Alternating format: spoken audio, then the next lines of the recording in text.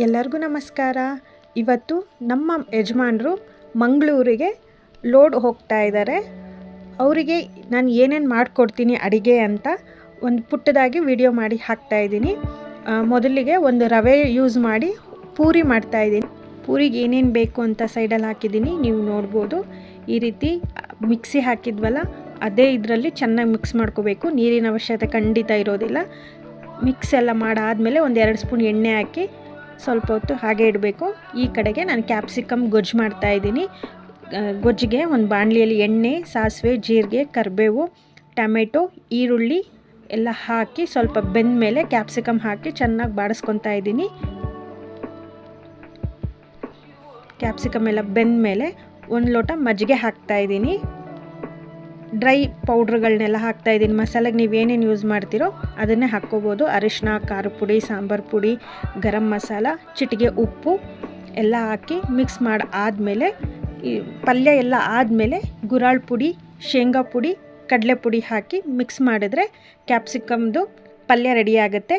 ಈ ಕಡೆ ಕುಕ್ಕರಲ್ಲಿ ಅನ್ನ ಮತ್ತು ಸಾಂಬಾರಿಗೆ ಅಂತ ಬೇಳೆ ಟೊಮೆಟೊ ಹಾಕಿ ಬೇಯಕ್ಕಿಡ್ತಾ ಇದ್ದೀನಿ. ಈ ಕಡೆ ಎಣ್ಣೆನ ಕಾಯಕ್ಕಿಡ್ತಾ ಇದ್ದೀನಿ.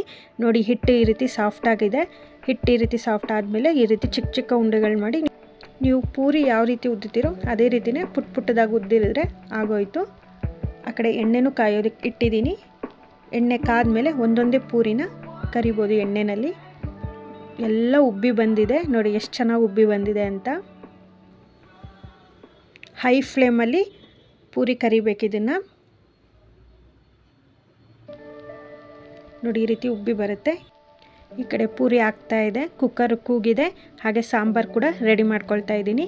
ಪಾತ್ರೆಗೆ ಎಣ್ಣೆ, ಸಾಸಿವೆ, ಜೀರಿಗೆ, ಕರಿಬೇವು, ಈರುಳ್ಳಿ, ಬೆಳ್ಳುಳ್ಳಿ, ಸ್ವಲ್ಪ ಹುಣಸೆಹಣ್ಣಿನ ರಸ, 2 ತುಂಡು ಬೆಲ್ಲ, ಅರಿಶಿನ, ಖಾರದ ಪುಡಿ, ಸಾಂಬಾರು ಪುಡಿ, ಗರಂ ಮಸಾಲ, ಸ್ವಲ್ಪ ಪೆಪ್ಪರ್ ಪುಡಿ, ಬೆಂದಿರೋ ಟೊಮೆಟೊ ಮತ್ತು ಬೇಳೆ ಹಾಕಿ ರುಚಿಗೆ ತಕ್ಕಷ್ಟು ಉಪ್ಪು ಹಾಕಿ ಕುದಿಸ್ಬಿಟ್ರೆ ಮುಗ್ದೇ ಹೋಗುತ್ತೆ.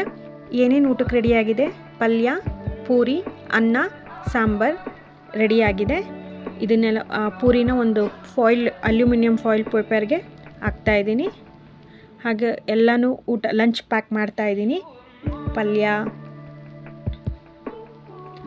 ಅನ್ನ ಹಾಗೆ ಸಾಂಬಾರು ಪ್ರತಿಯೊಂದನ್ನು ಹಾಕಿ ಪ್ಯಾಕ್ ಮಾಡ್ತಾಯಿದ್ದೀನಿ. ಜೊತೆಗೆ ಸೌತೆಕಾಯಿ, ಒಂದು ಆ್ಯಪಲ್ ಇಡ್ತಾಯಿದ್ದೀನಿ.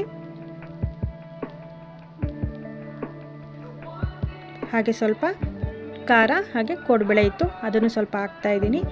ನಮ್ಮ ಮನೆಯವ್ರ ಲಂಚ್ ಬ್ಯಾಗ್ ರೆಡಿ ಆಗೇ ಹೋಗಿದೆ. ನೋಡಿದ್ರಲ್ಲ, ಇಷ್ಟೇ ನಮ್ಮ ಮನೆಯವ್ರ ಲಂಚ್ ಬ್ಯಾಗು. ನಮ್ಮ ಮನೆಯವ್ರು ಕೂಡ ಲೈಟಾಗಿ ಮಜ್ಜಿಗೆ ಕುಡಿದ್ಬಿಟ್ಟು ಲಂಚ್ ಬ್ಯಾಗ್ ತೊಗೊಂಡು ಹೊರಟರು.